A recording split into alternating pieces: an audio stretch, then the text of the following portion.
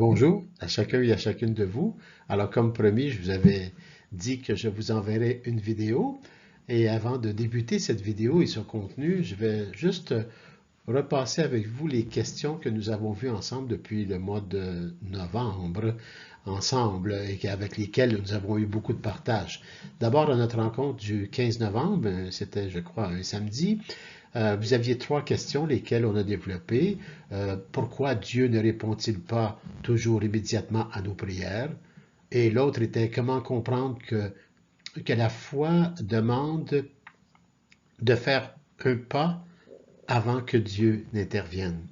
Et l'autre, la troisième question, sous le cadre de la relation entre prière, foi et action, c'était comment améliorer notre qualité de vie grâce à la prière et à la foi en Dieu. Alors, nous avons vu les réponses, on en a fait un partage. Et à notre seconde rencontre, qui était le 23 janvier, il y avait la première question. Cette rencontre-là s'est faite comme en deux parties.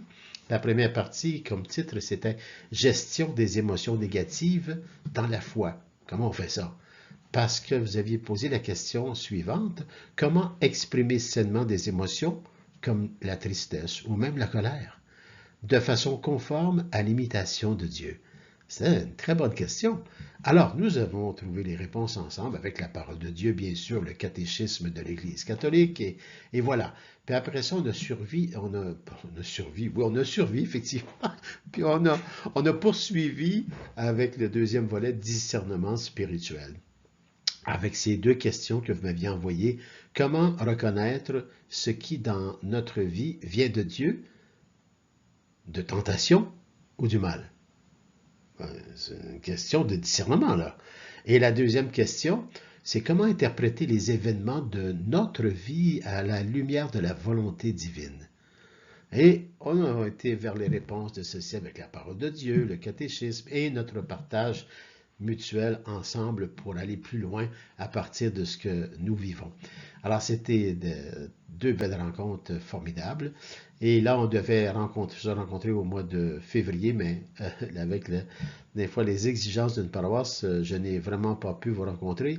Et ça tombait en plus de la Saint-Valentin. Donc, j'ai laissé vos amitiés, vos amours vivre à la place. Et puis voilà, là, je vous envoie une vidéo de ce contenu. Fait qu'on va débuter dans quelques secondes.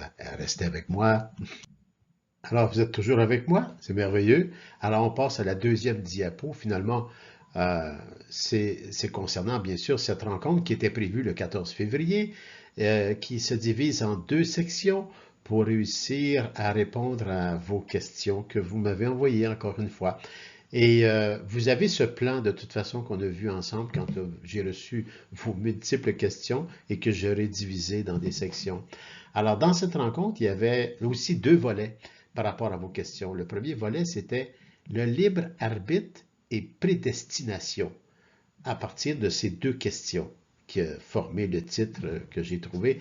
Dans quelle mesure notre vie est-elle prédéterminée ou encore guidée par Dieu? Alors, vous n'avez pas des petites questions, je vous le dis d'avance. Hein? Et la deuxième, qui va dans le même cadre, c'est marqué comment concilier la libre pensée et les repères spirituels posés par Dieu. Alors, à partir du libre arbitre et de la prédestination. Alors, on va regarder les réponses tantôt. Et le deuxième volet, c'est naturellement l'initiation à la prière par rapport à vos deux questions nouveaux. Comment commencer à prier sans que cela paraisse forcé? Et la deuxième, c'est pourquoi prier si Dieu connaît déjà nos pensées et nos sentiments? Alors, dites-moi, là, vous avez vraiment des questions des grandes questions. Naturellement, ça demanderait quasiment des développements universitaires et je ne suis pas ici pour ça. Et je n'ai pas cette qualification non plus, mais je vais y aller avec la parole de Dieu et le catéchisme de l'Église catholique et je pense on va essayer de trouver des réponses pour nous faire réfléchir, hein, parce que c'est jamais fini, la réflexion avec Dieu. Alors, on va passer à la seconde diapo. Alors, la troisième diapo, finalement, ça nous ramène à nos deux premières questions sous le volet du libre arbitre et prédestination par rapport à vos deux questions que je répète à nouveau. Dans quelle mesure notre vie est-elle prédestinée ou guidée par Dieu? Et la deuxième question, c'était comment concilier la libre pensée et les repères spirituels posés par Dieu? Alors, voyez-vous, c'était deux grandes questions parce que là, on tombe dans le libre arbitre, la liberté que nous avons tous comme êtres humains. Mais est-ce qu'on s'en sert à bon escient? Et là, on a besoin de se faire éclairer. Naturellement, il y a des grands personnages en Église qui ont passé, comme saint Thomas d'Aquin. Et dans la somme de saint Thomas d'Aquin, vous avez beaucoup de réflexions concernant le libre arbitre et avec aussi saint Augustin. Alors, je ne passerai pas à travers tout ce processus de saint Thomas d'Aquin ni de saint Augustin parce que c'est très élaboré. Mais cependant, on va aller voir à partir avec cette influence de saint Thomas et de saint Augustin, on va aller voir un peu qu'est-ce que nous devons comprendre par rapport au libre arbitre et c'est quoi vraiment la liberté et c'est quoi la volonté de Dieu à travers cette liberté. Alors, allons voir dans la quatrième diapo des réponses probables. On va voir. On poursuit. Alors, il faut savoir que vos deux questions parlent et touchent à ce fameux dilemme de la liberté. Le dilemme de la liberté. Prédestination interroge au cœur même de notre foi. Et là, ça peut nous amener à une autre question par rapport à la liberté. Dieu connaît-il et ordonne-t-il tout d'avance ou l'être humain est-il vraiment libre de choisir son chemin? Parce qu'on parle de prédestination. Est-ce que je suis prédestiné à un seul et unique chemin ou si je peux choisir ce chemin ou son chemin personnel? C'est des grandes questions. J'ai déjà des réponses qui me trottent là, mais quand même, on va poursuivre. Vous savez, pour l'esprit humain, ces deux affirmations, sous forme de questions, bien sûr, paraissent souvent contradictoires. C'est ça la contrariété entre la liberté et la vraie liberté. Qu'est-ce qu'elle est la vraie liberté? Si Dieu gouverne tout par sa providence, on peut se poser encore cette question. Quelle place reste-t-il pour nos décisions personnelles, nos efforts personnels, nos efforts collectifs, nos efforts familiales et notre responsabilité morale tant personnelle, collective, familiale, société? C'est une grande question, là. À l'inverse, si on ne travaille pas ce genre de questions, si notre liberté est totale et indépendante, la souveraineté divine risque de s'effacer.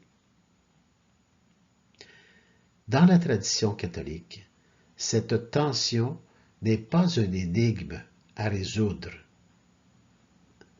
par un syllogisme abstrait, mais un mystère à accueillir. Un mystère à accueillir. Accueillir un mystère me donne le goût de chercher pour découvrir ce qu'il y a dans ce mystère. Et dès que j'en découvre un petit bout, je tombe dans un autre mystère. Le mystère, c'est à l'infini. Et c'est pour ça qu'il est important de l'accueillir. Dieu, auteur de la vie. Et ça, je pense que nous sommes tous d'accord. Dieu créateur le Père créateur du ciel et de la terre. Dieu, auteur de la vie, est aussi un Père aimant, vraiment aimant, qui appelle la liberté de ses enfants. Dieu nous laisse libres, sinon il ne serait pas Dieu. Dieu est amour. Dieu nous aime et Dieu nous laisse libres de choisir, mais il nous donne des outils pour bien choisir aussi. Sinon, il ne serait pas un Dieu, il serait un Dieu dictateur. Et un dictateur, c'est pas un Dieu. C'est ainsi que se dessine une autre question pratique et spirituelle. Comment vivre en enfant libre, responsable de ses choix? Comment vivre en enfant libre tout en habitant la confiance par la foi en une providence qui guide et soutient sans jamais ôter la dignité de la liberté humaine. Voyez-vous, vos questions nous amènent à d'autres questions parce qu'on entre dans un domaine qui est très large et qui est un mystère en quelque part.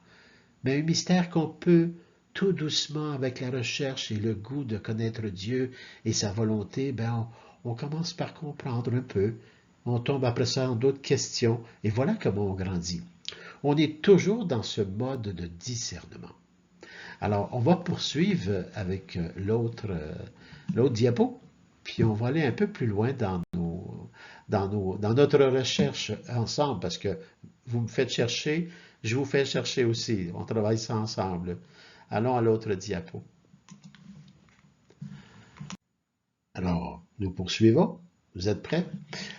Alors, nous avons vu comment vos deux questions touchent un grand domaine, un domaine mystérieux, un domaine très large de toute l'humanité finalement, de toute personne humaine. Et nous avons vu comment vos questions touchent et parlent justement de cette largeur. Mais là, on va essayer de raccourcir un peu pour aller plus vers les réponses de vos questions propres. Prenons par exemple la première réponse. La première réponse que je vais vous partager, c'est une réponse courte qui concerne les deux questions pour l'instant. Toujours, les deux questions ensemble. Alors, c'est la réponse courte aux deux questions serait que le christianisme affirme à la fois la souveraineté de Dieu et le libre arbitre humain. Dieu connaît l'avenir. Dieu est éternel. Dieu est éternel, il est de toute éternité. Il est de toute éternité.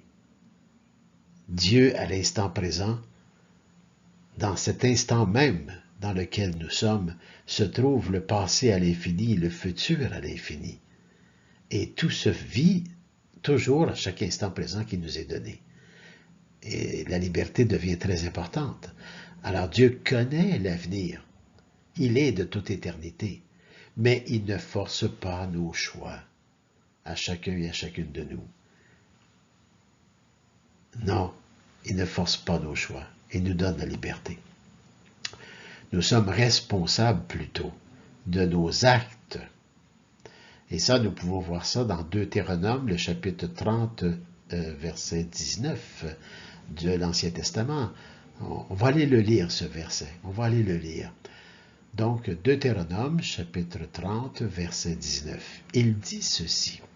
« Je prends aujourd'hui à témoin contre vous et le ciel et la terre. Je mets devant toi la vie ou la mort, la bénédiction ou la malédiction. Choisis. Choisis donc la vie pour que vous viviez, toi et ta descendance. » Alors voyez, Dieu nous remet notre liberté. Il nous donne cette liberté. Il nous nomme gardien de la vie, gardien de la création, gardien de soi-même, de ta propre vie, mais dans la liberté. C'est ce que Dieu nous donne. Et de cette liberté, Dieu propose pour nous aider sa grâce et ses repères. Des repères par la parole de Dieu, les sacrements, la conscience éclairée, ce que l'Église nous enseigne. Mais à travers tout cela, elle laisse la liberté de choisir, toujours. Dieu propose sa grâce et ses repères par la parole, les sacrements, la conscience éclairée, mais elle laisse la liberté de choisir. Et nous allons aller voir ça dans le catéchisme de l'Église catholique au numéro 1731, qui dit ceci.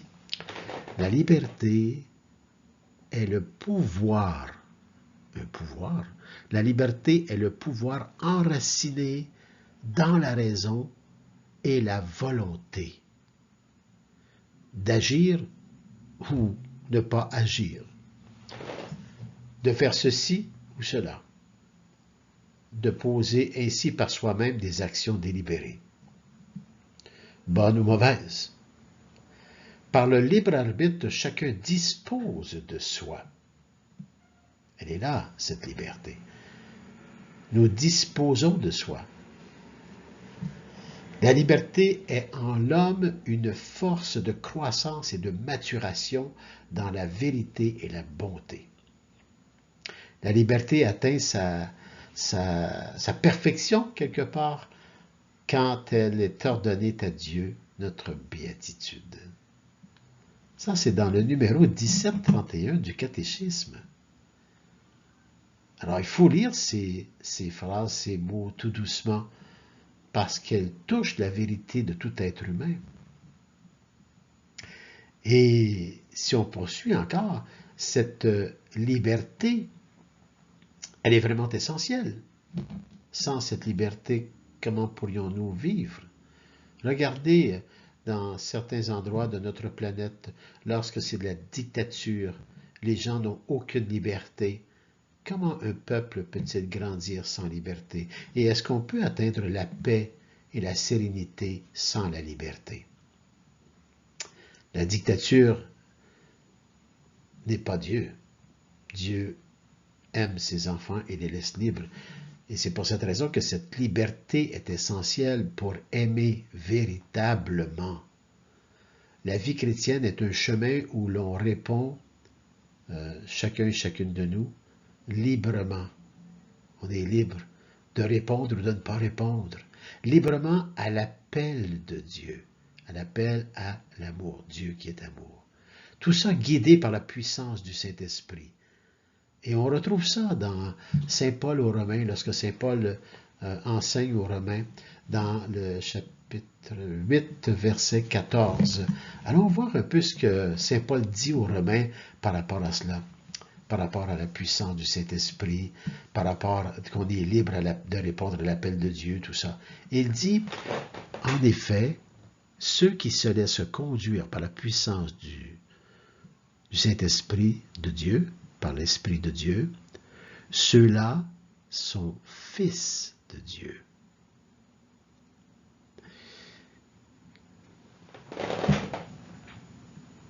Il n'est pas dit n'importe quoi dans ce verset. Ceux-là sont fils de Dieu. Tous ceux qui se laissent conduire par la puissance du Saint-Esprit. Voyez comment est-ce qu'on est libre? Mais cette liberté demande aussi un pèlerinage vers la recherche avec la parole de Dieu et tout ce que l'Église nous a produit, comme le catéchisme, etc. La prédestination biblique parle de Dieu, Dieu qui prépare le chemin pour le salut de chacun et chacune de nous, sans annuler pour autant notre liberté.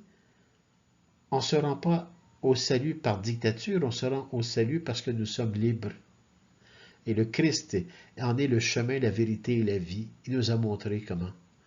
Et ça, on retrouve ça avec Saint Paul encore aux Éphésiens, quand il parle aux Éphésiens. C'est dans le chapitre 1, donc au tout début, verset 11. Il dit ceci aux Éphésiens, Saint Paul. Il dit, en lui, en Jésus le Christ, nous sommes devenus le domaine particulier de Dieu. Wow! Nous sommes devenus le domaine particulier de Dieu.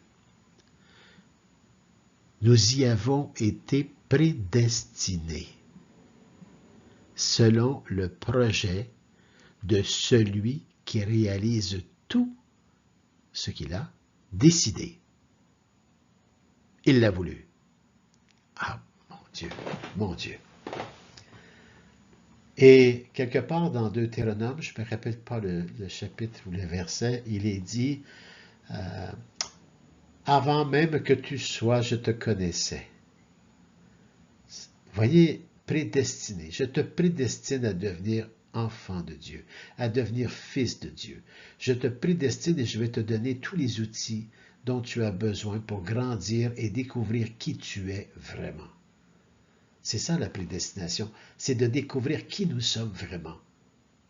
L'être profond que nous sommes vraiment. Fils et filles de Dieu, enfants de Dieu. Et on prend les outils que Dieu nous a donnés, la création, il nous a donné un cerveau, il nous a donné des yeux, des oreilles, une bouche, des mains, des pieds, et il nous a donné la parole de Dieu, il nous a envoyé son Fils unique, Jésus, le Christ, qui est le chemin, la vérité et la vie. Alors, voyez, il nous a donné des outils d'amour pour que nous puissions grandir dans la vérité, pour être capable d'avoir un discernement avec notre liberté.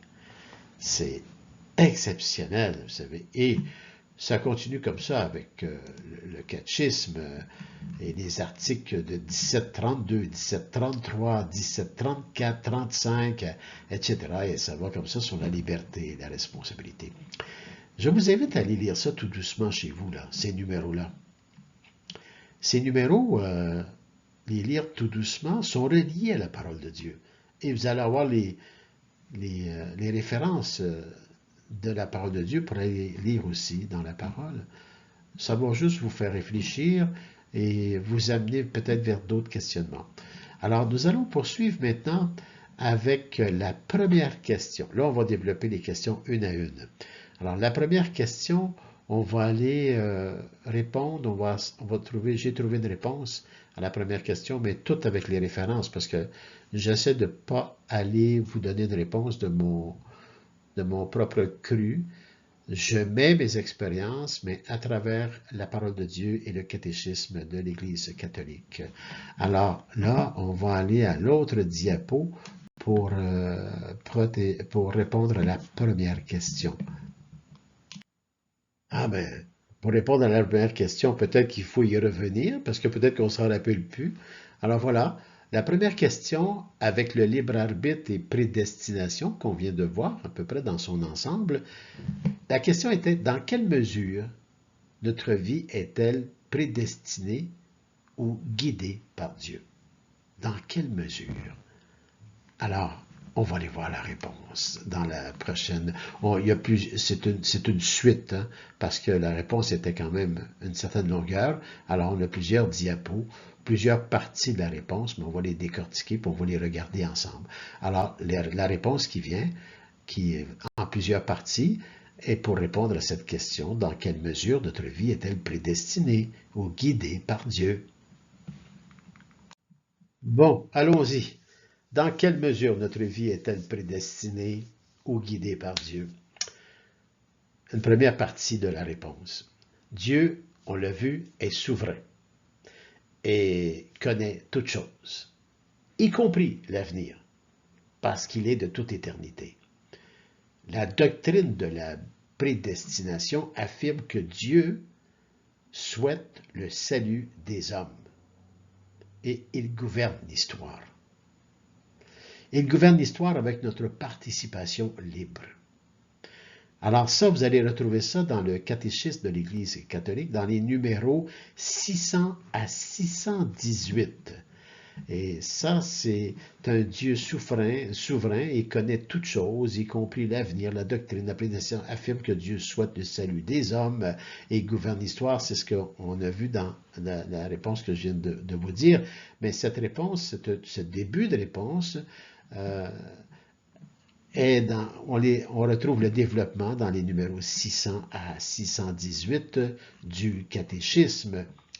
Le grand titre de cette partie du catéchisme, c'est la mort rédemptrice du Christ dans le dessein divin du salut. Jésus a été livré selon le dessein bien arrêté de Dieu. Et le dessein de Dieu, c'est l'amour. Et c'est l'amour qui va sauver toute l'humanité. Mais faut-il s'y abandonner librement pour comprendre notre liberté? Alors, vous voyez, dans tous ces numéros, je vais peut-être vous en lire un premier, juste le numéro, mettons 600, parce que je ne voudrais pas tous les développer, parce que c'est sûr qu'on va passer des heures. Alors, c'est à vous d'aller voir ces numéros. Je vous indique le chemin, je vous indique une réponse, mais c'est bon d'aller voir un peu la réponse que je vous ai donnée et que je vais poursuivre. Allez vérifier par vous-même. Alors, voyez, au numéro 600, il est dit « Adieu tous les moments du temps sont présents. Avez-vous remarqué? Sont présents dans leur actualité. Il rétablit donc son dessein éternel de prédestination, en y incluant la réponse libre de chaque homme, à sa grâce, parce qu'on a besoin de la grâce de Dieu. Oui, vraiment, ils se sont rassemblés dans cette ville contre ton saint serviteur Jésus, que tu as oint, Hérode et Ponce Pilate, avec les nations païennes et les peuples d'Israël. Puis là, on a des références bibliques. Mais voyez-vous le début du numéro 600, comment il est important par rapport à ce qu'on vient de voir. À Dieu, tous les hommes du temps sont présents. C'est au présent qu'on se trouve à vivre le grand mystère de l'amour de Dieu, parce que dans chaque instant présent qui nous est donné de servir, se trouve le passé à l'infini et le futur à l'infini. Parce que tout se vit au présent. Et chaque présent devient le passé et la préparation du futur. Et c'est là qu'on rencontre Dieu. Et c'est là qu'on peut se laisser guider par la puissance du Saint-Esprit, comme disait Saint Paul tantôt aux Romains. C'est tellement... Dieu fait bien les affaires. C'est tellement bien fait. Puis nous, on a à se laisser simplement glisser dans ça. Alors, on a vu la première partie de la réponse, mais la réponse se poursuit là. On va aller voir la deuxième partie de la grande réponse à notre question. Dans quelle mesure notre vie est-elle prédestinée ou guidée par Dieu? Voici la deuxième partie de la réponse. Mais cette providence divine n'annule pas la liberté humaine. Voyez-vous? Mais cette providence divine n'annule pas la liberté humaine. La personne conserve le pouvoir de choisir et demeure moralement responsable de ses actes. Dieu nous remet la responsabilité. Il ne prend pas notre responsabilité. Il nous remet la responsabilité parce qu'il a confiance en nous. Il nous connaît. Il a confiance en nous. Il a confiance en notre oui, qui va devenir toujours de plus en plus oui à chaque instant de notre vie. Et là, c'est là qu'on peut vivre la providence. La providence divine. Dieu est toujours à l'œuvre. Dieu fait du bien avec tout mal.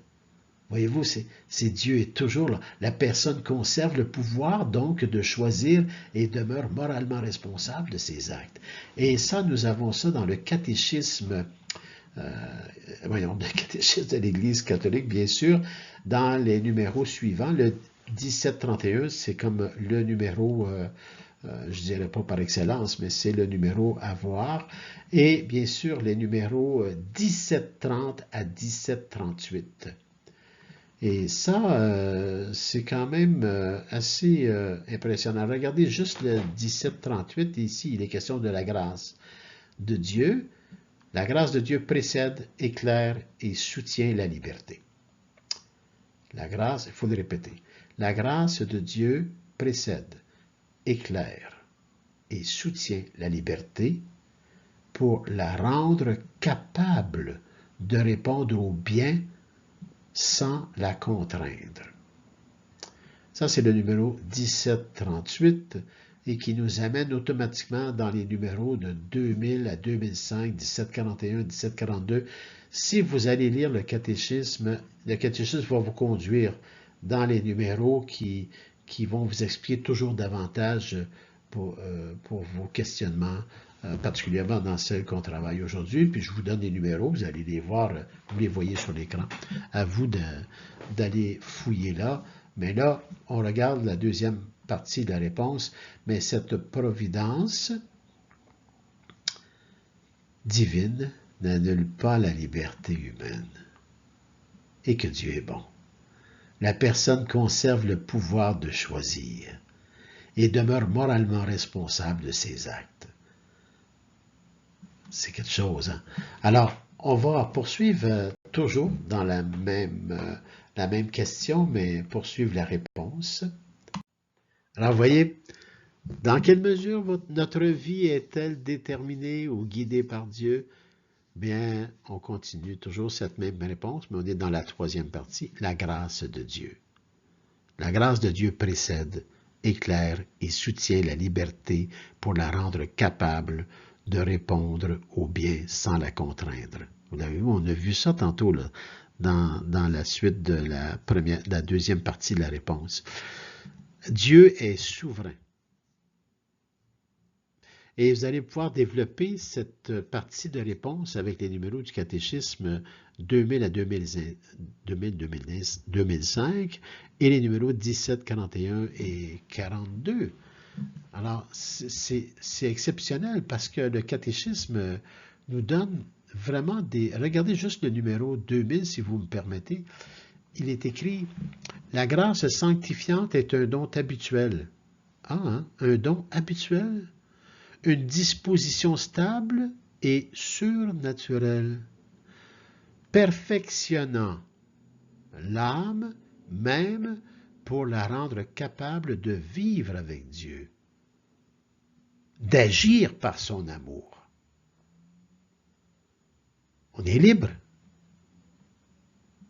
On distinguera la grâce habituelle, disposition permanente à vivre et à agir selon l'appel divin et les grâces actuelles qui désignent les interventions divines, soit à l'origine de la conversion, regardons, conversion, soit au cours de l'œuvre de la sanctification pour chacun et chacune de nous. C'est le numéro 2000. Le numéro 2000 du catéchisme. Alors, voyez-vous, c'est toujours une suite de liberté, mais Dieu nous donne des outils, puis nous laisse choisir. Choisis le bien. Dans Deutéronome 30, qu'on a vu là. Choisis le meilleur, la vie ou la mort, la bénédiction ou la malédiction, le mal ou le bien, choisis pour toi et ta descendance, pour tes enfants, et la suite aussi qui suit, ainsi de suite. Vous voyez, on est responsable de soi parce qu'on est libre, mais on a des outils pour éclairer notre conscience, pour faire les bons choix, le discernement. Donc, ça demande la prière, ça demande la parole de Dieu, ça demande le Christ, ça demande tout cela. Alors, il faut prendre le temps de répondre. Alors, on poursuit encore avec la réponse, cette fois-ci, c'est la quatrième partie qu'on va voir. Alors, toujours sur la même question. Dans quelle mesure notre vie est-elle prédéterminée ou encore guidée par Dieu? Alors, on poursuit cette réponse dans la quatrième partie. Ainsi, parler de prédestination chrétienne signifie que Dieu ordonne le salut selon son dessein. Et nous savons que son dessein, c'est un dessein d'amour et de liberté, de paix et de sérénité, tout en appelant l'homme à coopérer librement à cette grâce. En résumé, c'est Dieu guide et prépare le chemin du salut. Oh que oui! Dieu guide et prépare le chemin du salut par sa providence et sa grâce. Nous ne pouvons pas y arriver seuls et par nos propres moyens, parce que c'est comme un petit enfant qui arrive au monde. Il ne peut pas être un adulte. Il doit grandir en taille et en sagesse et en connaissance pour après ça commencer à devenir un adulte, un enfant de Dieu. Alors, Dieu guide et prépare le chemin du salut par sa providence et sa grâce. C'est merveilleux. Et vous allez voir ça dans le catéchisme de l'Église catholique avec les références bibliques des numéros 600 à 618. Dieu guide et prépare le chemin du salut par sa providence et sa grâce, mais il respecte notre liberté. Notre réponse libre à l'appel divin reste essentielle. Une réponse est essentielle. Alors, regardons un peu en seulement le numéro 605 du catéchisme. Cet amour, parce qu'il s'agit d'amour, le dessein d'amour, cet amour est sans exclusion, imaginez. Jésus l'a rappelé en conclusion de la parabole de la brebis perdue. Il dit, « Ainsi, on ne veut pas chez votre Père qui est aux cieux qu'un seul de ses petits ne se perde. » C'est dans Matthieu 18, verset 14. Il affirme donner sa vie en rançon pour la multitude, dans Matthieu 20, verset 28. Ce dernier terme n'est pas restrictif. Il oppose l'ensemble de l'humanité à l'unique personne du Rédempteur qui se livre pour le sauver. C'est dans Romains 5, versets 18-19. L'Église, à la suite des apôtres, enseigne que le Christ est mort pour tous les hommes sans exception. Voyez-vous, la prédestination de l'amour de Dieu est pour tous les êtres humains, dans leur liberté de l'accueillir ou non. C'est le grand mystère. Comment se fait-il que des gens peuvent choisir quelque chose qui te fait mal, alors que si tu choisis autre chose, que ça te fait du bien et le bien de l'autre? Qu'est-ce qui se passe dans l'esprit de quelqu'un? C'est le mystère. Parce que ta liberté te donne ça. Mais sans cette liberté, pourrions-nous grandir? Non. Non. Moi, je dis merci au Seigneur de m'avoir donné cette liberté. Cette liberté m'a amené parfois dans des chemins vraiment tortueux, des chemins de l'enfer peut-être même. Mais grâce à la différence et le fait d'être toujours dans la prière avec Dieu, je pouvais facilement revenir sur le chemin et m'apercevoir que Dieu m'avait tout préparé, il m'avait prédestiné, mais il attendait mon oui par ma liberté qu'il m'a donnée. Et on dit oui quand on comprend. Quand on comprend maintenant, à un moment donné, que se mettre le main dans le feu, ça brûle. Bon, on ne met plus notre main dans le feu. C'est une image, bien sûr, mais c'est ça un peu notre vie. Apprendre nos erreurs fait que Dieu peut faire du bien de tout mal. Dieu sort le bien de tout mal. Il guérit tout par son Fils Jésus le Christ qui est le chemin, la vérité et la vie. La liberté, notre réponse libre à l'appel divin reste essentielle. Si on n'aurait pas cette liberté, qui serait Dieu pour nous finalement? Alors, vous voyez, puis dans ces numéros-là, avec toutes les références bibliques, je vous invite à aller voir ça. Vous allez, comment on dit en québécois, vous allez capoter. C'est vraiment une ressource essentielle pour nous qui cheminons à trouver le sens de la vie, qui cheminons vers le baptême, la confirmation, la première communion, vous savez, l'Eucharistie. Alors, on est tous dans ce chemin ensemble. On cherche la vérité, on est en quête de sens. Alors, moi, je vous remercie de ce que vous faites comme cheminement. Tu sais, quand même, on est au nombre à peu près quoi de 28, 30 bientôt, parce qu'il y en a 2 autres qui vont s'ajouter à nous. Puis vous avez tous à peu près entre 19 et 23 ans, là. 19 ans à 23 ans qui se posaient des questions comme ça que vous m'envoyez. Ça veut dire que Dieu est à l'œuvre. Hein? Dieu est à l'œuvre chez vous.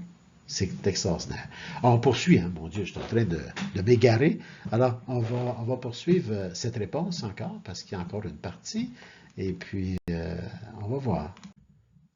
Alors, si on regarde un peu la réponse dans son ensemble des 4 parties, on arrive à une conclusion aussi. Toujours une conclusion maintenant à cette première question concernant le libre arbitre. Hein. Dans quelle mesure notre vie est-elle prédéterminée ou guidée par Dieu?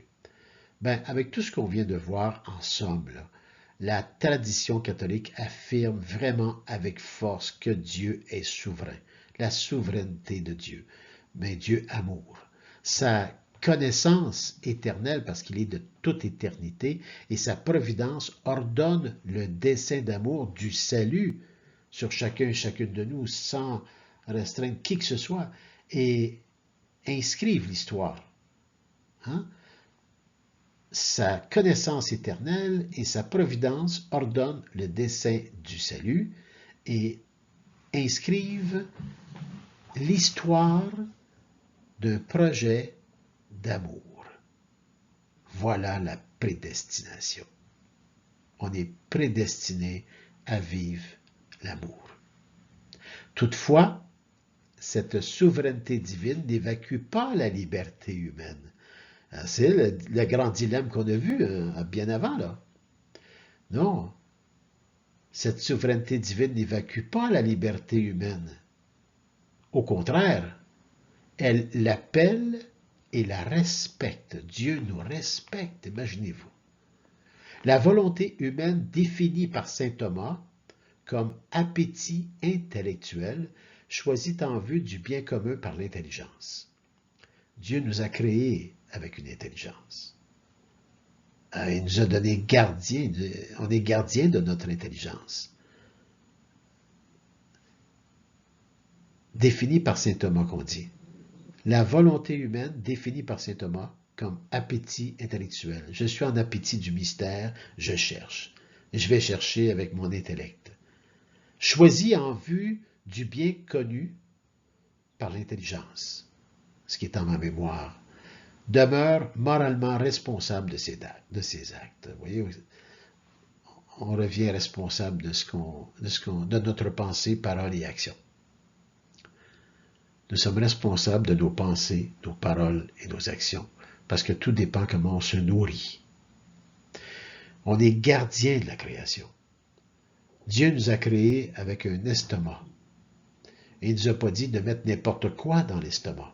Mais nous apprenons par nos erreurs qu'on ne peut pas mettre n'importe quoi dedans.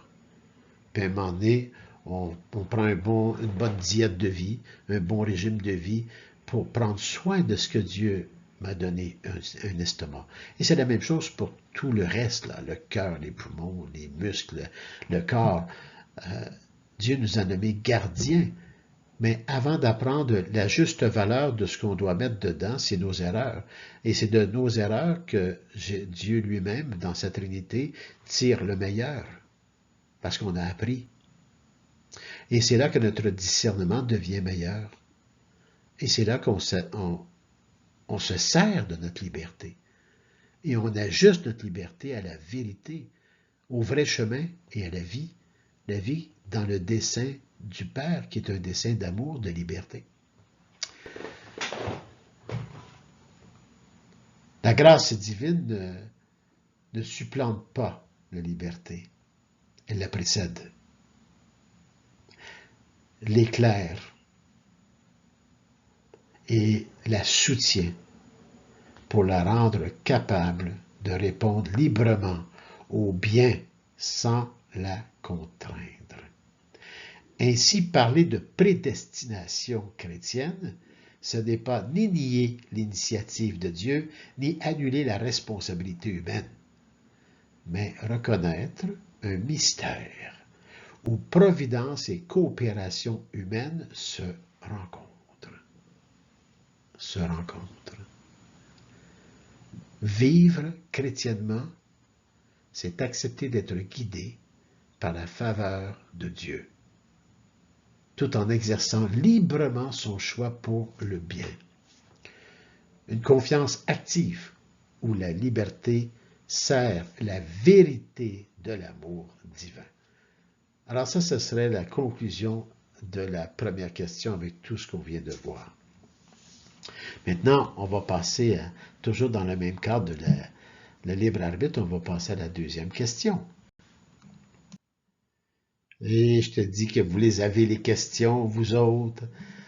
La deuxième question, qui est toujours dans le libre arbitre, est comment concilier la libre pensée et les repères spirituels posés par Dieu? Je dirais qu'on en a vu déjà une bonne partie, mais on va scruter encore avec la réponse. Alors, on va poursuivre tout de suite avec la réponse aussi qui va être donnée en plusieurs parties parce qu'il y a des références puis tout ça. Mais on y va. Alors, comment concilier la libre pensée et les repères spirituels posés par Dieu? C'est la deuxième question. Alors, voici une première partie de la réponse. Concilier liberté de pensée et repères spirituels consiste à reconnaître que la foi et la raison se réclament mutuellement. Ils se réclament mutuellement. La foi et la raison se réclament mutuellement. Ils travaillent ensemble.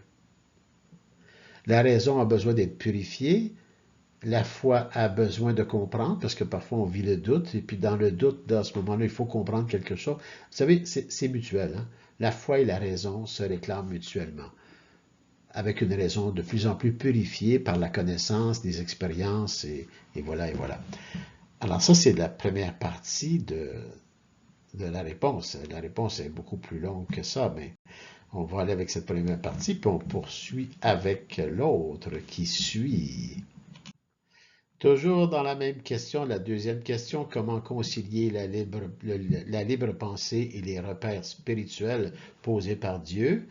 Ben, c'est la suite de la première partie de la réponse. En la deuxième partie, là, c'est simplement parce que la liberté est un pouvoir de la raison. On a vu cela. Et de la volonté, appelée à choisir le bien. On a vu cela. Mais elle ne fonctionne pas pleinement que si la conscience est formée et éclairée par la liberté. Et ça, c'est là qu'on retrouve ça dans le catéchisme de l'Église catholique avec toutes les références bibliques dans les numéros 1730, 1730, 1738, 1776. Alors, je vous invite à aller les lire. Puis vous allez voir que vous allez retrouver les fragments de la réponse là-dedans, là. Parce que j'ai fait comme une réponse résumée de ces lectures. Alors, c'est les numéros 1730 à 1738 et le numéro 1776. Alors, on poursuit toujours dans la réponse. On va aller vers la troisième partie de la réponse. Alors, toujours dans cette deuxième question, comment concilier libre pensée et les repères spirituels posés par Dieu dans notre vie? Eh bien, on poursuit avec la troisième partie de la réponse, qui est les repères posés par Dieu. La loi morale, l'Évangile, les sacrements, ça c'est nos repères. La parole de Dieu, le catéchisme de l'Église catholique a fait toute l'expérience de l'Église. Dieu, Jésus, c'est notre référence qui a créé aussi la loi morale. Alors, les repères posés par Dieu ne forcent pas la volonté. Non, non, elle nourrit. Elle oriente, il l'oriente et la libère en révélant le vrai bien vers lequel elle doit tendre. La volonté. Vous voyez, c'est ça, nous avons à réfléchir. Un bon grand-père disait ça. Réfléchis. Ça me fait rire quand j'ai entendu cela.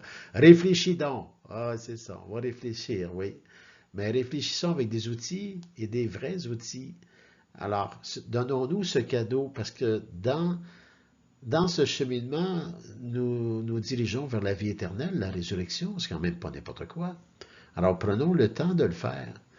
Alors, je relis cette partie de réponse parce qu'elle est importante.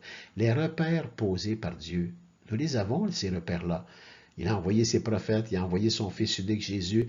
Nous avons l'Évangile, nous avons la parole de Dieu, nous avons les sacrements, et dans l'Église, nous avons le catéchisme de l'Église catholique par la parole de Dieu. Ça a été construit avec la parole de Dieu, et nous avons la loi morale. Alors, tous ces éléments que nous avons, c'est des repères qui ont été posés par Dieu avec la collaboration de ses enfants, chacun et chacune de nous.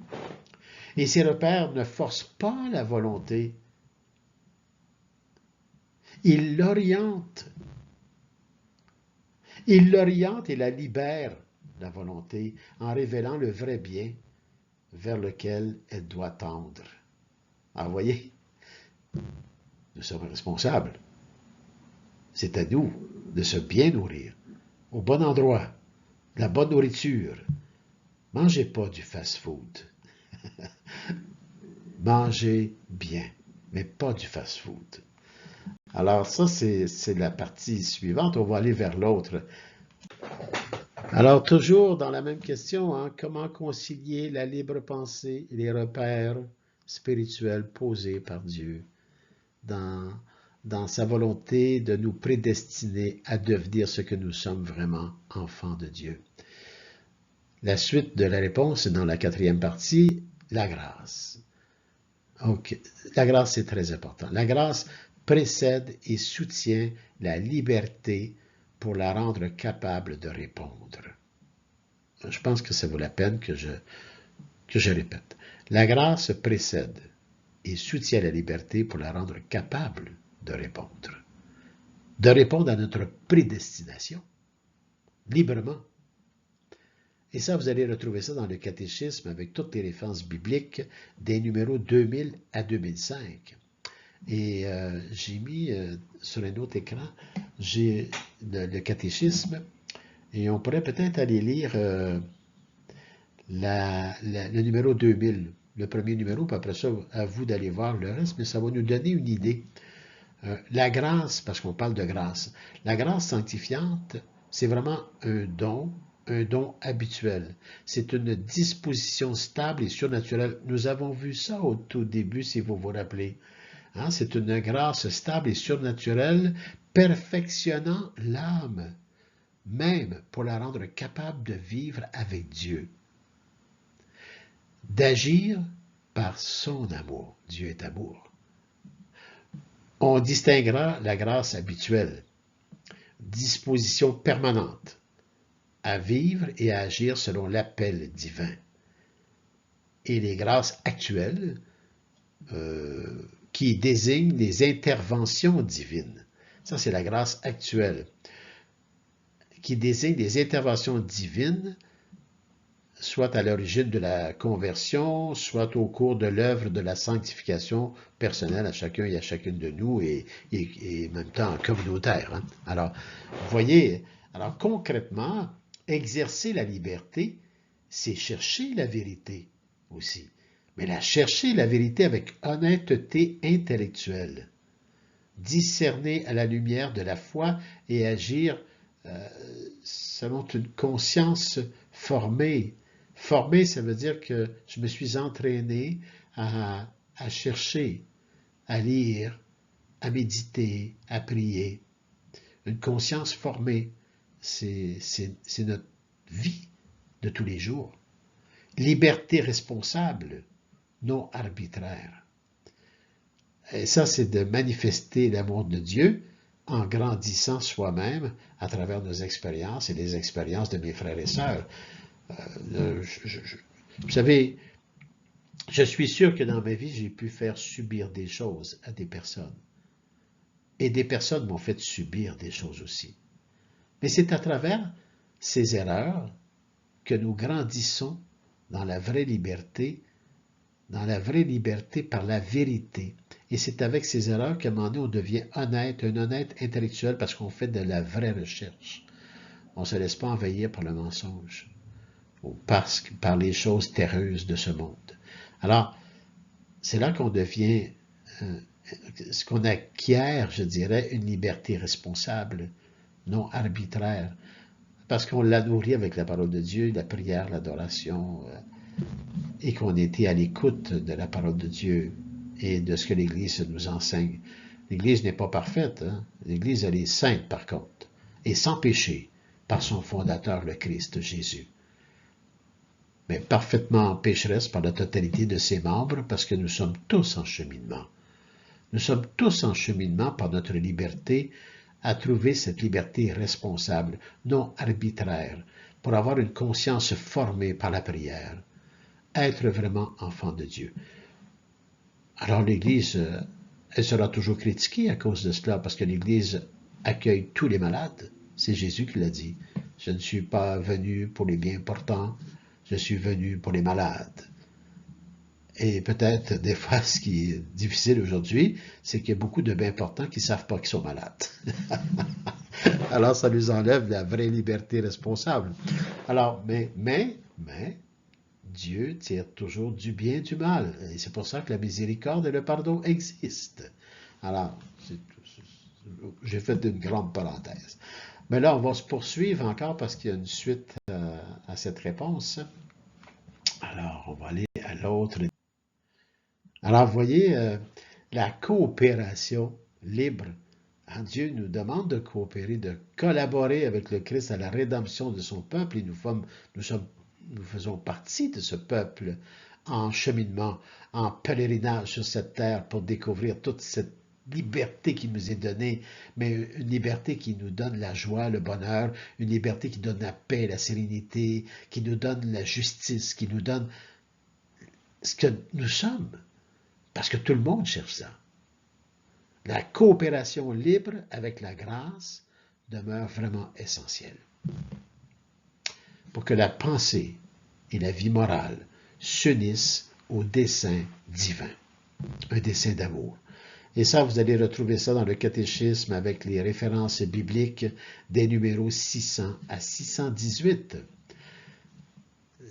Vous savez, on ne peut pas tout développer. Déjà, la vidéo va être très longue, puis je n'ai pas développé tous ces numéros-là parce que je fais de la recherche et vous devez en faire vous aussi, comme je vous ai dit tantôt. Alors voilà, ça c'est un peu notre réponse globale de la deuxième question, comment concilier libre pensée et les repères spirituels posés par Dieu. Bien, les repères, vous les connaissez maintenant. Alors, on peut faire maintenant un peu de lumière, parce que on a parlé à plusieurs reprises de la grâce, et j'ai eu l'opportunité, bon, d'avoir des cours de grâce, mais avec Monseigneur Lionel Gendron, il m'avait remis deux volumes qu'il m'a prêtés, puis finalement que j'ai gardés, parce que je pense qu'il me les a laissés. Et c'est deux volumes importants qui concernent la grâce. Et vous savez, dans ça, c'est important de savoir. Alors, je vais vous les montrer, je ne sais pas si vous allez les voir comme il faut, mais il y a celle de Charles Journet. Alors, Charles Journet, un livre qui nous parle des entretiens sur la grâce. Ça, c'est des livres qu'on va voir quand on est bon, à l'université, en théologie, puis tout ça. On a des références là-dessus. Et puis, il y a J.H. Nicolas. Lui, par contre, il parle, c'est un petit peu là, comment ça fonctionne. OK, il parle des profondeurs de la grâce. Alors, je vous montre ces deux volumes, puis écoutez bien, vous avez vu les pages, là? Bon, je ne vous donnerai pas toutes ces pages-là, mais je vous donne les références par lesquelles ces auteurs m'ont fait réfléchir sur la grâce. Alors, je pense qu'il faut en parler un peu, parce que c'est venu à plusieurs reprises, hein, la coopération libre avec la grâce. Tantôt, on a parlé de la grâce, mais là, on doit se dire que c'est quoi la grâce, finalement, tu sais? Alors, on va essayer de... Oh, je vous dirai pas tout, parce que même moi, tu sais, je sais pas tout. Mais quand on sait un peu l'essence de la grâce, on peut saisir des choses importantes. Alors, on va aller voir un peu de lumière sur la grâce avec la prochaine diapo. Alors, pour Jean-Hervé Nicolas, le volume que je vous ai montré tantôt, vous avez, j'ai mis un résumé très petit, fait que je suis pas en train de tout dire là. La grâce est une profondeur qui est vraiment dynamique. C'est vraiment dynamique. La grâce, c'est une profondeur dynamique. Elle n'est pas d'abord une aide ponctuelle. Non, non. Mais une réalité qui pénètre l'être en son entier. Une réalité qui pénètre l'être, une réalité qui éclaire la conscience et transforme les capacités humaines en mieux, en sainteté. Elle appelle une réponse, remarquez, elle appelle une réponse libre et généreuse de la personne et fonde la croissance spirituelle. Et ça, c'est ce qu'on retrouve beaucoup plus développé dans ce magnifique volume, Les profondeurs de la grâce. Comment c'est important. Et vous pouvez voir ça aussi dans books.google.com. Vous avez plusieurs références de J.H. Nicolas, si vous n'avez pas le volume à la maison. Mais je pense qu'il est encore en... On peut se le produire... voyons, je perds les mots. On peut acheter ce livre. Il est encore disponible. Alors, ça, c'est pour un peu de lumière, mais on continue dans cette lumière de la grâce, mais cette fois-ci avec Charles. On va aller voir la deuxième diapo. Alors, vous voyez, lui, l'autre auteur, Charles Journet, lui, il insiste sur la grâce comme présence personnelle. Une présence personnelle et habitante de la puissance du Saint-Esprit. Moi, je dis toujours puissance du Saint-Esprit parce que l'Esprit Saint, pour moi, c'est une puissance exceptionnelle, extraordinaire. C'est celle qui nous fait grandir. Alors, je change un peu les mots, mais c'est parce que je trouve que l'Esprit Saint, c'est vraiment une puissance gratuite d'amour de Dieu qui est amour. Alors, Charles Journet insiste sur la grâce comme présence personnelle et habitante de la puissance du Saint-Esprit. La grâce sanctifiante, on a vu tantôt quand on fait de nous des enfants de Dieu. C'est notre prédestination. La grâce sanctifiante fait de nous des enfants de Dieu et réalise en chacun une participation réelle à la vie divine. Elle précède toute initiative humaine, la soutient et la libère pour agir en vérité. Voyez comment c'est important la grâce, de côtoyer la grâce et de savoir c'est quoi la grâce, c'est quoi la parole de Dieu, qui suis-je. Alors tout ça, vous avez des réponses à travers tout ce que je vous donne et vous pouvez en aller encore beaucoup plus loin que moi-même. Alors, vous voyez,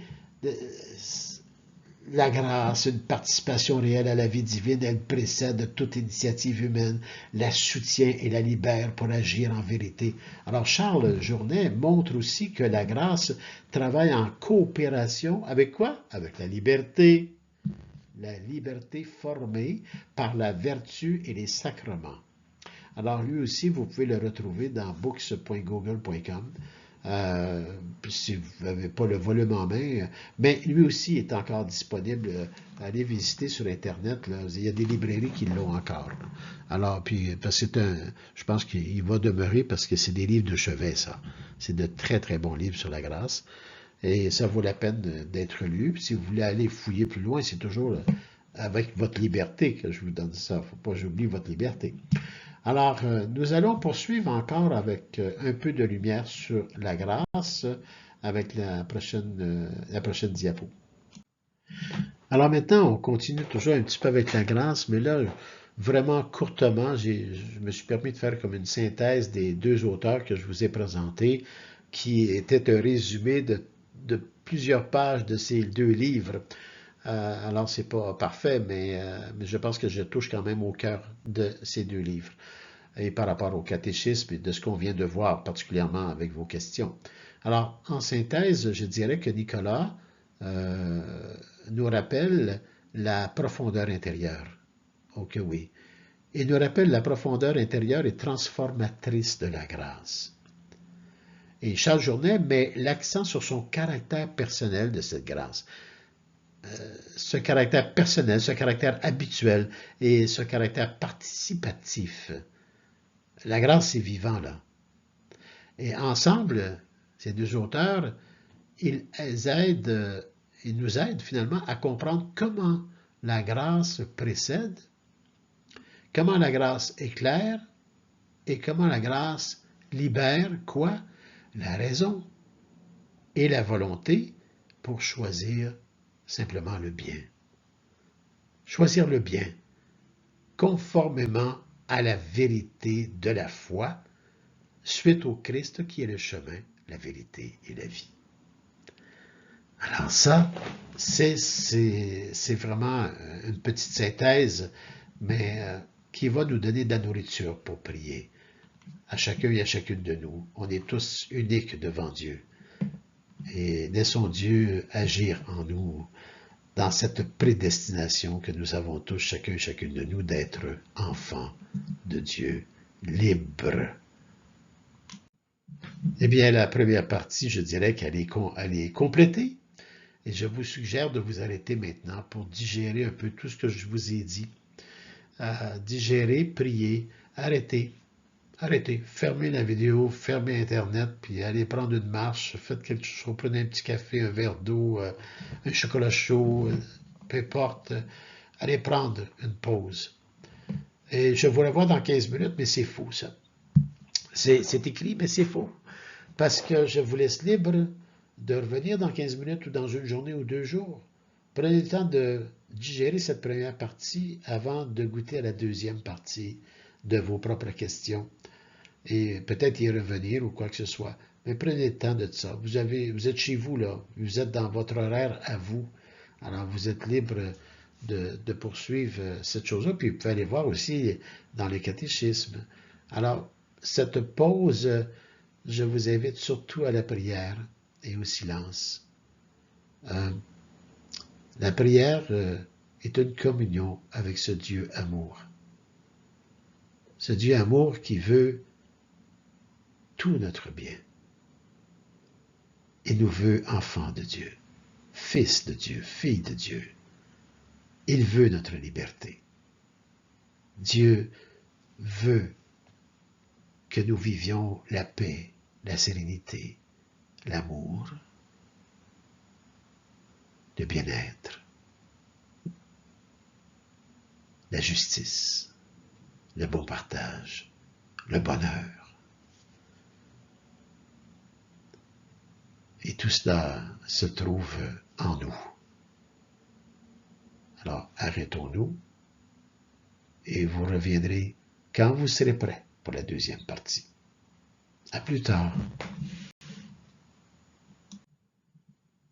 Alors, rebonjour ou rebonsoir, je ne sais pas où vous êtes actuellement dans votre horaire, mais j'espère que vous avez pris vraiment ce temps de prière et ce temps de réflexion personnelle devant Dieu avec tout ce que je vous ai donné, qui est beaucoup.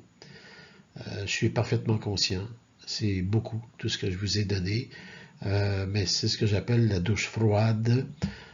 Parfois, on a besoin de tout recevoir d'un coup, sans que ce soit tout non plus, parce que c'est beaucoup.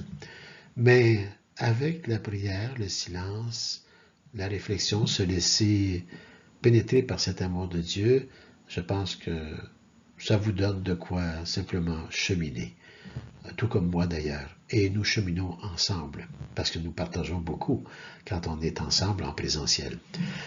Alors là, nous poursuivons maintenant avec nos deux autres questions. Et ces deux questions viendront compléter les deux premières qui nous amènent à... Les deux premières nous amènent à l'initiation de la prière. L'initiation à la prière. Une vie de liberté sans prière est vouée à une liberté... Alors, vos questions étaient aussi, encore une fois, vous m'impressionnez beaucoup. Comment commencer à prier sans que cela paraisse forcé? Wow.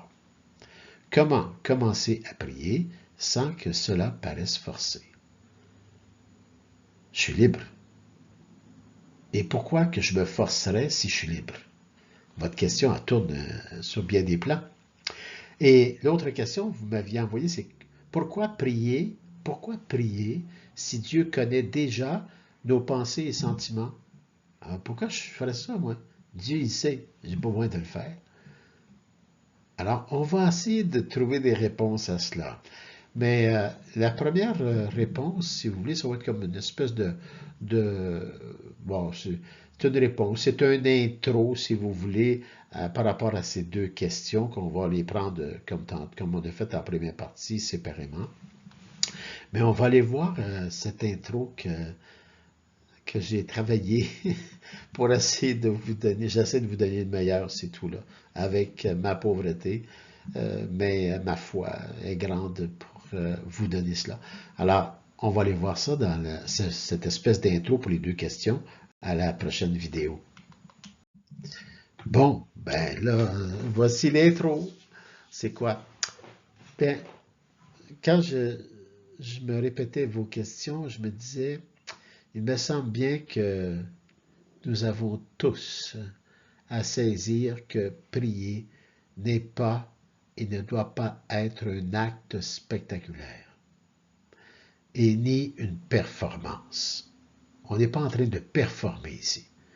On est en train d'être simplement authentique, simple, vrai devant Dieu. La prière est d'abord une respiration du cœur. J'inspire la vie. Et je ne peux la conserver. Je dois l'expirer, cette vie. Sinon, je vais m'étouffer avec. J'inspire. la vie. Et je l'expire pour moi-même et mes frères et sœurs. C'est une respiration du cœur. Une respiration du cœur simple et fidèle. Comme dire bonjour à un proche. Chacun aussi peut prier à sa manière. Avec des mots posés, un silence, un regard, un souffle intérieur, contemplation, une contemplation, contempler, oraison, dialogue avec Dieu, ou simplement adoration. Aimer et me laisser aimer en ce Dieu d'amour. Chacun peut prier à sa manière, parce que nous sommes uniques devant Dieu. Rappelons-nous cela, nous sommes uniques. Nous sommes uniques. Dire « je crois en Dieu » est un choix personnel, libre et intime. Mais ce je crois en Dieu, ce je découvre qu'il n'est pas isolé. D'autres aussi prononcent ce même je. Et ensemble, nous formons un Notre Père. Voyez-vous, j'ai déjà lu ça dans le passé, puis ça m'avait apporté beaucoup. Le corps mystique du Christ ressuscité. Notre unité est dans le corps mystique du Christ ressuscité. L'unité dans les différences. Saint Paul parle du corps, lui, comme exemple. La main gauche, la main droite, le pied bon. Plusieurs membres, un seul corps. Plusieurs je, un seul corps. Plusieurs je, nous formons un, c'est là qu'on est, notre Père. On s'accueille dans nos différences. On s'accueille dans nos différences d'enfants de Dieu, de fils et filles de Dieu. Ainsi, la prière nous relie vraiment. Elle révèle que croire reste un don personnel qui ouvre à une famille spirituelle, à la filialité divine et à l'unification trinitaire. Pour moi, l'unification a tout un sens dans ma vie personnelle. C'est Jésus, j'entends Jésus qui prie dans l'Évangile qui dit « Père », c'est une prière que Jésus a faite pour nous. « Père, qu'il ne fasse qu'un, comme je fais un avec toi. » Wow! On parle de filialité, mais aussi d'unification avec le Père, le Fils et la puissance du Saint-Esprit. L'unification, on devient un. Et ça, c'est un cheminement de toute une vie. J'espère mourir dans cette unification. J'espère mourir consciemment pour entrer dans cette unification. Alors, c'est un intro à vos deux questions, parce qu'on parle de prière, et la prière est tellement importante pour que notre libre arbitre puisse se purifier, être libre, mais purifié de notre liberté. Alors, vous voyez, c'est important. Alors maintenant, on va aller voir, je pense que ce qui va suivre, c'est la réponse à la première question. On va la développer tout doucement, tout doucement. Alors, c'est quoi la première question? Vous rappelez-vous? On va lire, c'est écrit, vous devez vous en rappeler. Comment commencer à prier? Comment commencer à prier sans que cela paraisse forcé? Bon, sachons. Il faut savoir ça. Sachons que la prière est d'abord une relation. Une conversation avec Dieu et certes pas une obligation. Parce qu'on est libre. Non, c'est une relation d'amour. Et quand on est amour, on converse, on parle, on échange, on partage. Et ce partage nous fait grandir. On n'est pas dans une obligation de... Non, c'est gratuit. Il n'y a pas d'obligation. On peut commencer simplement à la prière. pour s'habituer à les prières. Commencez simplement avec des mots spontanés. Je t'aime. Je t'aime, Père. Père, aie pitié de moi. Je t'aime. Je sais que tu m'aimes, Père. Je sais que tu m'aimes, Père, parce que tu nous as envoyé ton Fils unique. Et il m'a montré le chemin, la vérité et la vie. Et je veux marcher avec lui pour me joindre à toi dans cette unification, faire un avec vous dans cette Trinité sainte. Et je connais mes pauvretés devant toi, Père. Voyez-vous, c'est s'installer devant Dieu et prier. Prier. Une prière spontanée. En exprimant réellement ce que l'on ressent. Ce que l'on ressent. Vous allez voir ça dans le psaume 62, 9. Et Dieu désire notre cœur plus que des paroles formelles. Et ça, c'est dans Matthieu, chapitre 6, versets 7-8. J'ai la Bible ici. Je pense que je vais aller vous chercher ça pour le lire, parce qu'on est dans la prière. Puis la prière avec la parole de Dieu, vous savez, c'est important. C'est notre nourriture première. C'est Matthieu, le chapitre 6, versets 7 à 8. Qu'est-ce qu'il nous dit? Là, j'ai la Bible de Jérusalem, c'est pas la The Bible, parce que des fois, il y a des différences un peu avec la Bible, mais c'est le même contenu, le contenu en profondeur. Alors, les versets 7, 8, il dit ceci. Ah, la vraie prière. C'est Matthieu qui nous parle, Jésus, la vraie prière, le Pater, le Notre Père. Dans vos prières, ne rabâchez pas comme les païens. Et il s'imagine qu'en parlant beaucoup, ils se feront mieux écouter. N'allez pas faire comme eux, car votre Père sait bien ce qu'il vous faut avant que vous lui demandiez. Alors, voyez-vous, c'est important d'aller lire. C'est important. Alors, on va continuer. C'est la même chose pour le psaume 102, 9. Ça vient un peu comme enrichir ou confirmer ce que je vous donne comme réponse à la première question, comment commencer à prier sans que cela ne paraisse pas forcé.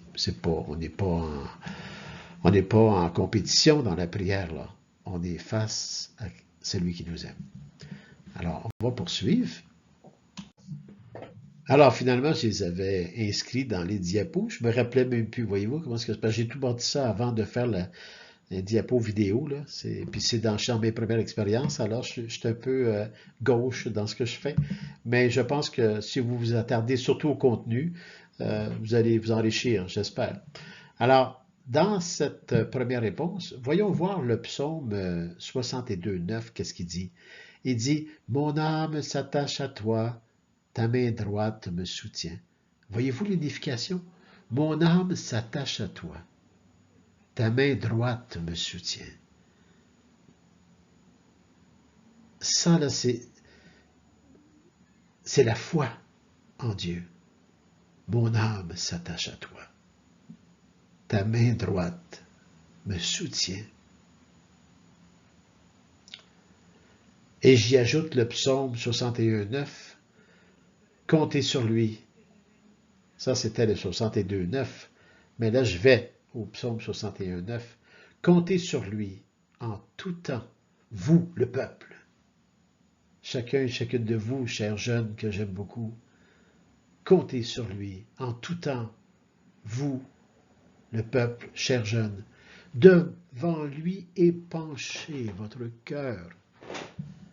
Dieu est pour nous vraiment un refuge, le plus beau des refuges. Un refuge où est-ce qu'on grandit. Un refuge où est-ce qu'on se nourrit.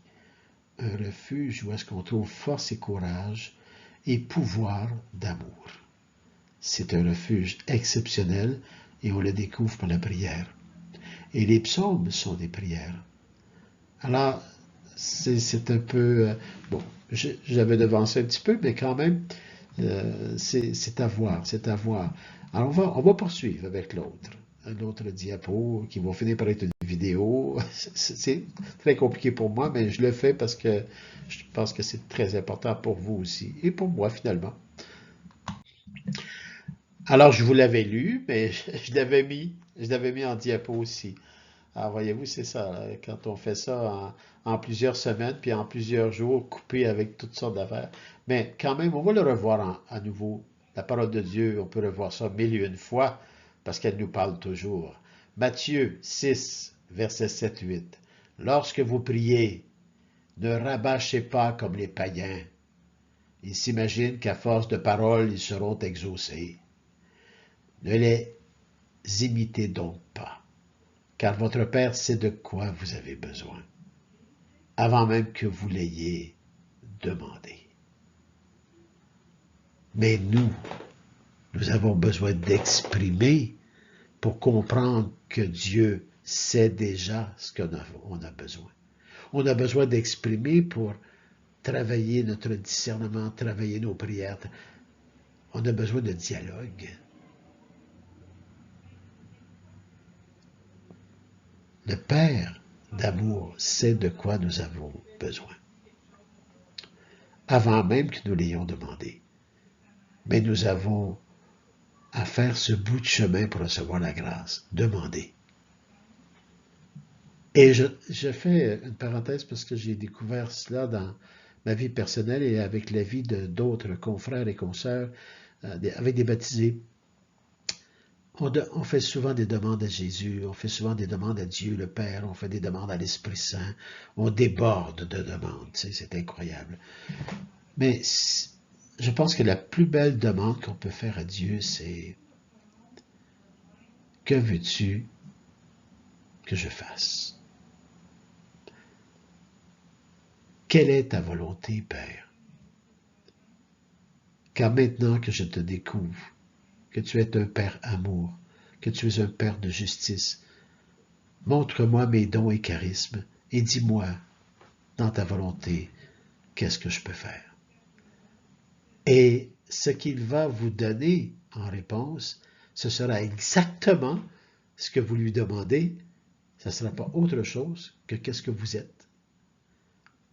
Je trouve que parfois on va loin dans nos demandes. Mais si on demande la volonté de Dieu, c'est beaucoup. Alors, vous voyez? Bon, j'ai fait une petite parenthèse comme ça, peut-être que c'est bon, je pense. On va aller à l'autre diapo. Alors, voyez-vous, là, nous sommes toujours dans la première question, mais là, nous allons arriver à la conclusion. Comment commencer à prier sans que cela paraisse forcé? C'était votre question. Et nous l'avons développée avec des références. Alors, répondre à cette question, je l'ai fait avec vous. J'ai partagé des choses de moi. Et la conclusion maintenant de ces réponses, c'est que la prière n'est pas une performance, absolument pas, mais une relation vivante, un souffle, un cœur qui s'ouvre. Même si Dieu connaît nos besoins, il veut que nous lui confions nos joies et nos peines, que nous apprenions à lui faire confiance comme refuge. Parler du refuge tantôt. Commencer par des paroles simples, un silence, un regard suffit. Ainsi, la prière transforme tout doucement. Elle nous transforme en ce que nous sommes vraiment. Elle unit notre je au notre Père, nous fait enfants du même Père et nous conduit à avancer libres, confiants dans la foi et solidaires parce que nous sommes dans la filialité jusqu'à cette unification à la Trinité. C'est à peu près la conclusion que je donnerai à cette première question.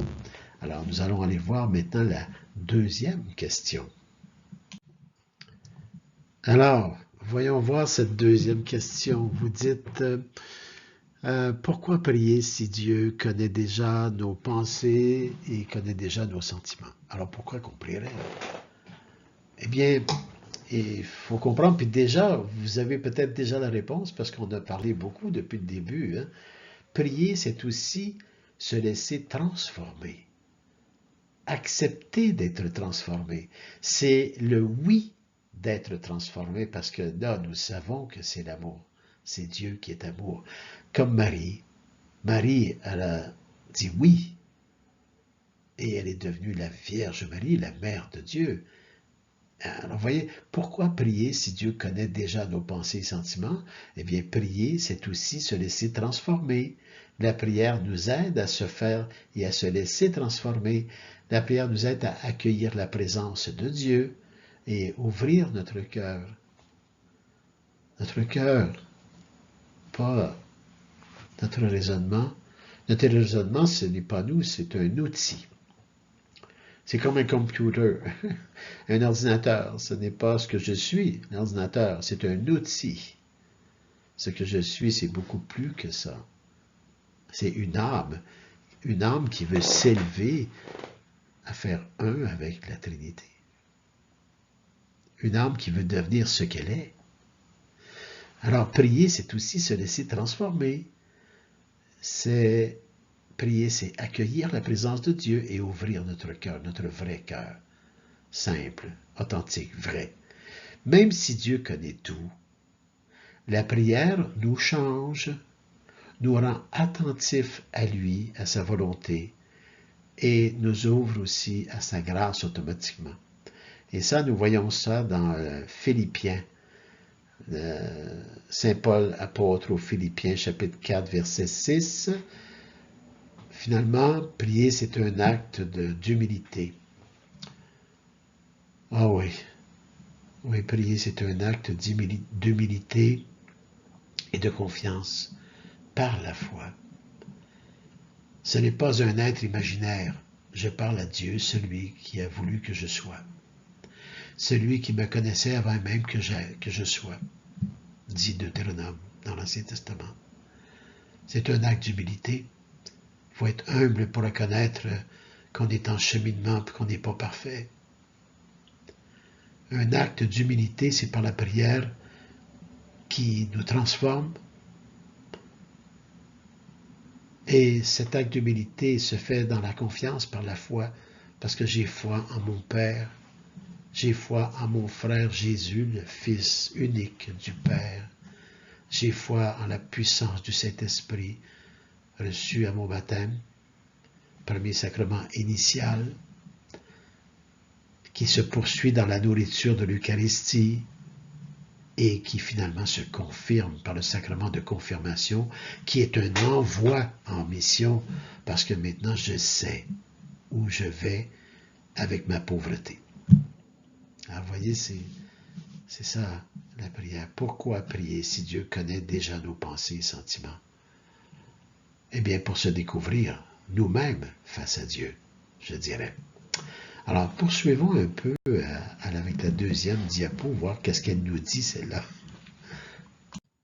Alors, oui, j'ai été prudent, parce que finalement, la deuxième diapo, c'est la parole de Dieu.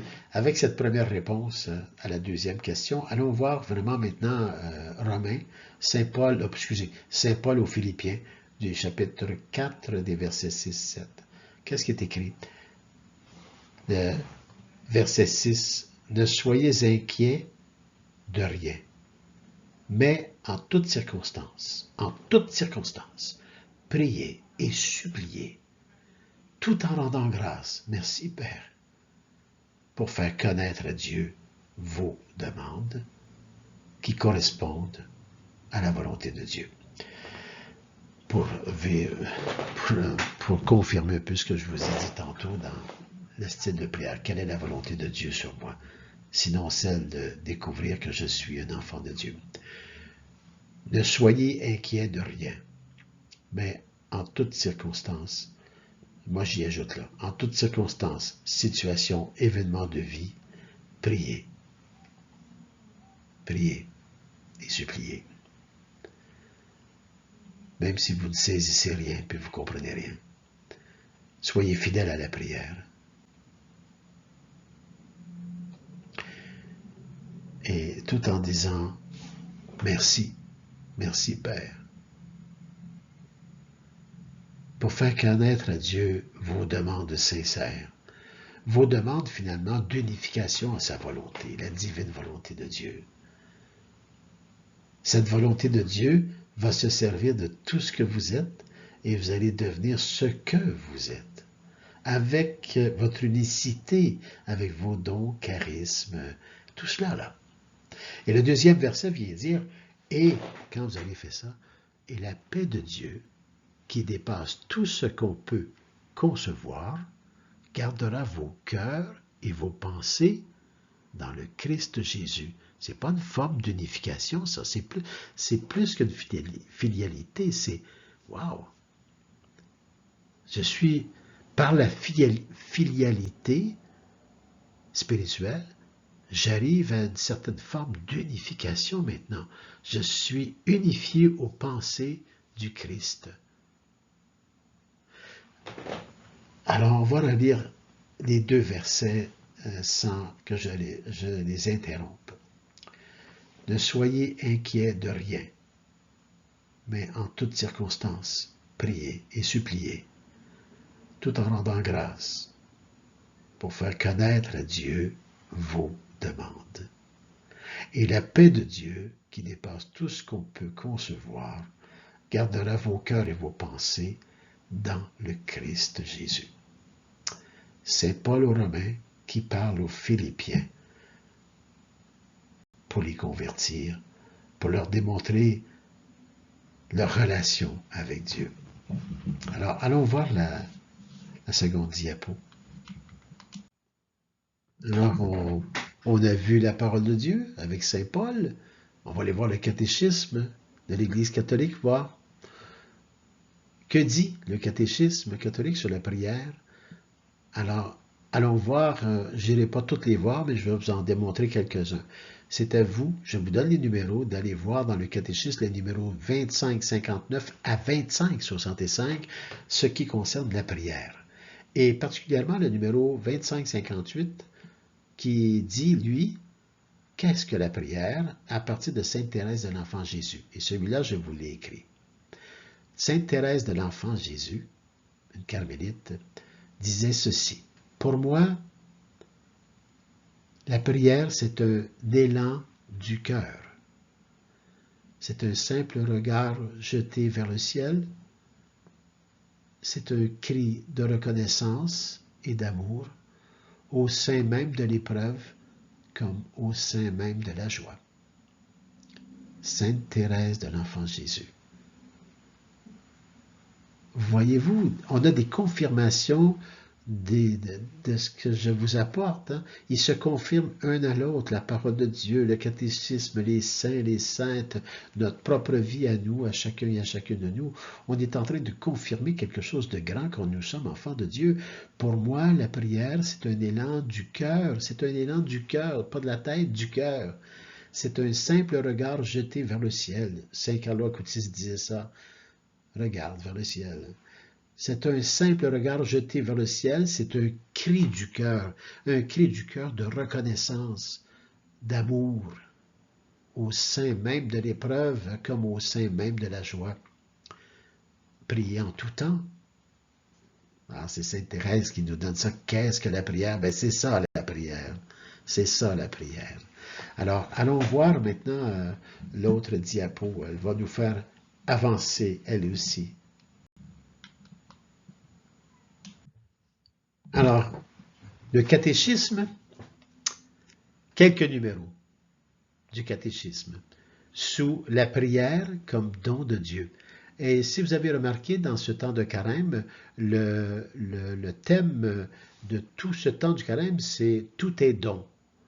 Ah, c'est quand même curieux qu'on retrouve ça même au catéchisme. Vous voyez qu'on se confirme un et l'autre dans nos dons et charismes, dans notre unicité. On se confirme, c'est plusieurs auteurs, mais tous à la base de la parole de Dieu. Alors, la prière comme don de Dieu. Alors, que dit le numéro du catéchisme 2559? Il dit ceci. La prière est l'élévation de l'âme, l'élévation de l'âme vers Dieu, l'élévation de l'âme vers Dieu ou la demande à Dieu des biens convenables. Avez-vous remarqué? La prière, c'est une élévation de l'âme vers Dieu ou encore la demande à Dieu des biens convenables. Convenables à sa volonté, à sa divine volonté, à son amour. La demande doit être convenable à des biens convenables. Convenable à des biens convenables parce que unifiés à la volonté du Père. C'est Saint Jean Damascène qui dit ça, avec le numéro que vous voyez là. Nous parlons, d'où parlons-nous en priant? D'où parlons-nous en priant? De la hauteur de notre orgueil et de notre volonté propre ou des profondeurs intérieures? Dans la Tob, l'Ancien Testament, le psaume 132, d'un cœur humble et contrit. C'est là que vous allez retrouver ce que je viens de dire. De la hauteur de notre orgueil et de notre volonté propre ou des profondeurs d'un cœur humble et contrit. Il est important de savoir ce par quoi je suis régi intérieurement quand je fais une prière. Est-ce que je suis régi parce que je suis centré sur moi sans être centré sur la volonté de Dieu? Ou si je suis régi humblement pour servir la volonté de Dieu à partir de ce que je suis pour devenir de plus en plus ce que je suis, enfant de Dieu. Ah, moi, c'est ce que je vois dans ce texte, dans ce numéro. C'est celui qui s'abaisse, qui est abaissé, qui est élevé, excusez. C'est celui qui s'abaisse, donc humilité, qui est élevé. Ça, on voit ça dans Luc 18, des versets 9-14. Ça vaut la peine d'aller lire ça, vous, là, à la maison, là. L'humilité est le fondement même de la prière.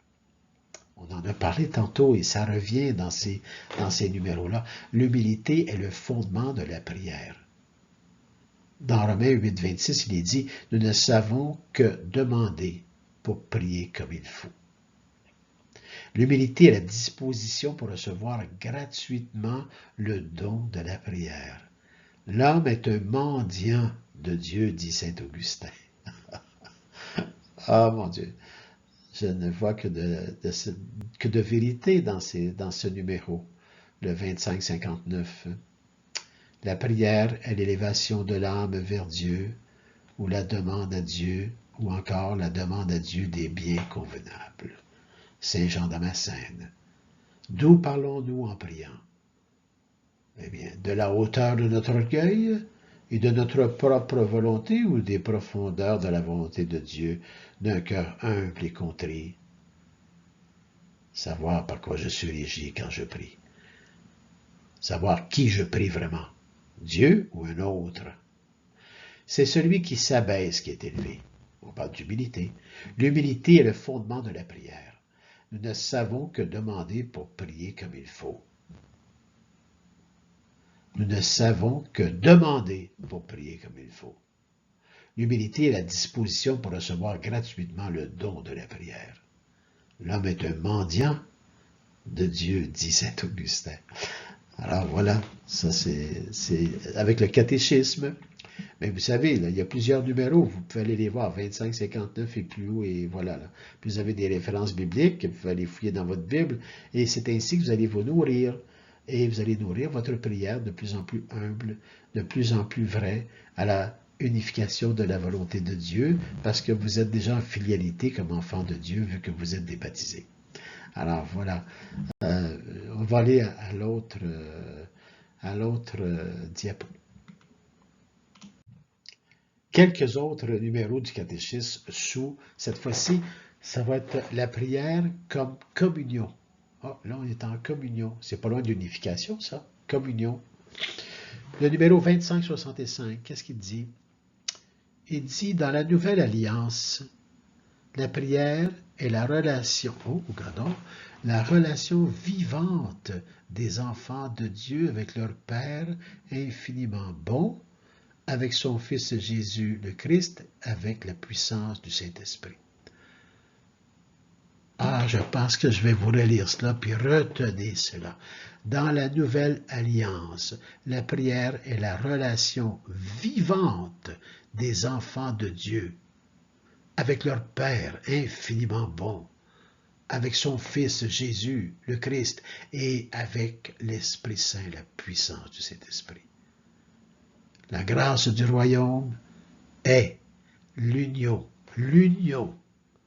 de la Sainte Trinité tout entière avec l'Esprit tout entier, l'unification. Ils ne font qu'un.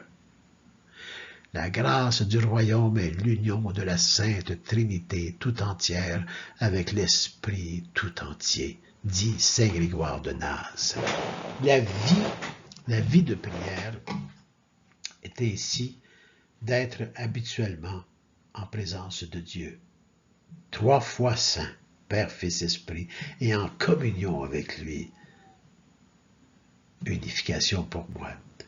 Communion avec lui. Cette communion de vie est toujours possible parce que le baptême, et oui, par le baptême, nous sommes devenus un même être avec le Christ, enfant de Dieu. La prière, on voit ça dans Romains 6,5, la prière est chrétienne en tant qu'elle est communion au Christ et se dilate dans l'Église qui est son corps. L'Église qui est son corps, un corps qui est en train de grandir en taille et en sagesse et en enfant de Dieu. Ces dimensions sont celles de l'amour du Christ. Et nous voyons ça dans Éphésiens 3, le chapitre 3, des versets 18 à 21.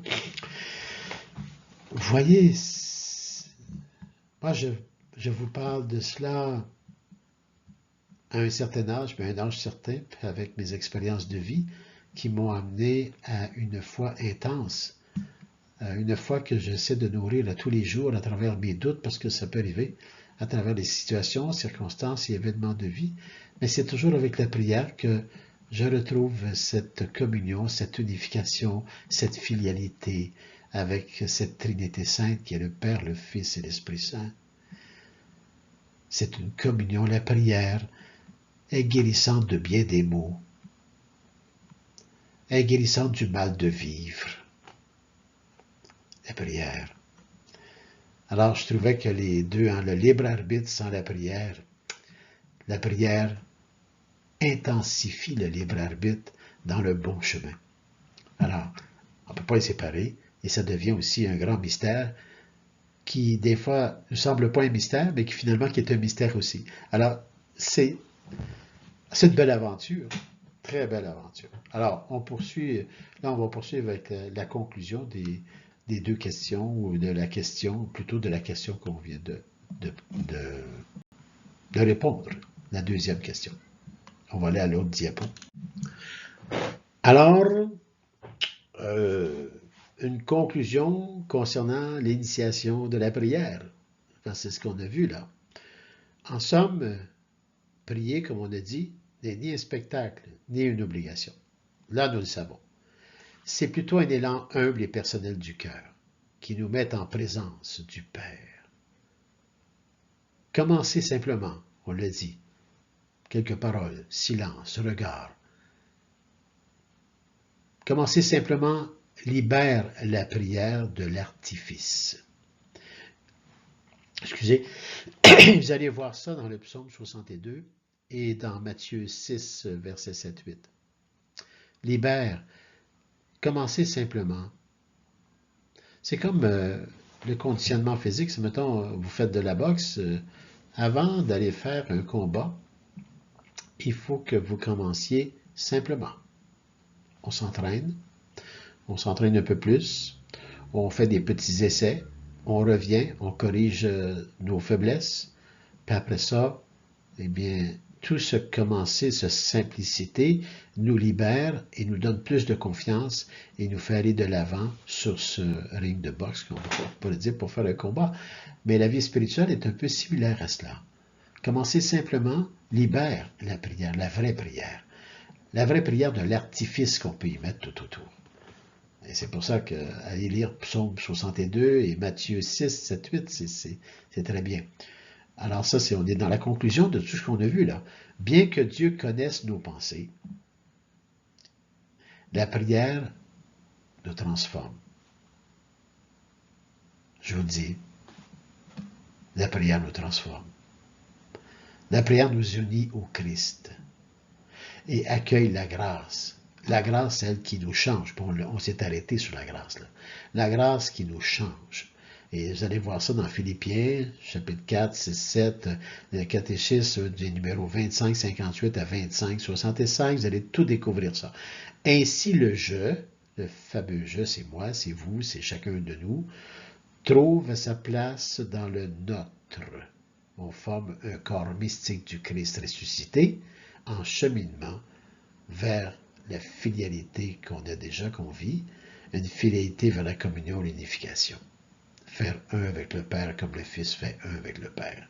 Et la prière devient un chemin de confiance par la foi, une communion, une unification et par le fait même la liberté. Une liberté affranchie, une vraie liberté. Ce serait la conclusion à vos deux questions, en espérant que, en espérant que ça a répondu quelque peu à vos propres questionnements. Mais on n'a pas terminé, hein. Je suis toujours là. Si vous avez besoin de plus de lumière, vous m'écrivez, hein. Vous m'envoyez des questions personnelles et je peux répondre en dehors de nos rencontres aussi. Je peux répondre personnellement à vos courriels. On va poursuivre avec une autre conclusion, mais là, ça va être la conclusion de l'ensemble, du libre arbitre, de l'initiation de prière. Nous allons voir ça dans la seconde diapo. Alors là, on va faire comme je vais vous présenter plutôt une conclusion globale sur le libre arbitre, prédestination que nous avons vu et l'initiation à la prière. Tout ça à partir de vos questions. Tout au long de ces diapos que je vais tourner en vidéo, nous avons exploré vraiment comment la prière, la foi et l'action s'entrelacent. La prière transforme le cœur. La foi appelle à faire un pas. Et l'engagement humain coopère avec la grâce. Nous avons appris à vivre les émotions avec vérité, à discerner la voix de Dieu parmi les tentations et à assumer la responsabilité morale dans le mystère de la prédestination et du libre arbitre. Nous en avons vu des choses là. Initier la prière commence par la simplicité du cœur. Prier nous change vraiment. Prier nous unit au Christ. Prier oriente toute notre vie vers la confiance active, une foi active en la providence. Parce que Dieu est toujours à l'œuvre. Il nous aime. Je me sais aimé de Dieu. Alors, ça serait la conclusion, réflexion de tout ce qu'on a vu dans ces diapos tournés en vidéo quand j'aurai terminé à lire les choses avec vous. Maintenant, on va arriver à la clôture, à une prière. Je me suis permis de composer une prière parce que j'ai eu beaucoup d'inspiration. Moi aussi, vous m'inspirez et j'espère que nous nous inspirons les uns les autres pour aller vers Dieu ensemble. Alors, je termine tout cet ensemble avec la prière. Voici la prière. Vous pouvez la faire avec moi même si vous êtes chez vous, hein. Vous la voyez à l'écran. Seigneur, toi qui connais nos vies et nos cœurs. Donne-nous l'humilité d'écouter, le courage d'agir et la paix qui vient de ta présence. Éclaire nos choix, soutiens nos faiblesses, transforme nos peines en espérance et fais de notre prière un vrai lien d'amour avec toi et nos frères et sœurs. Amen.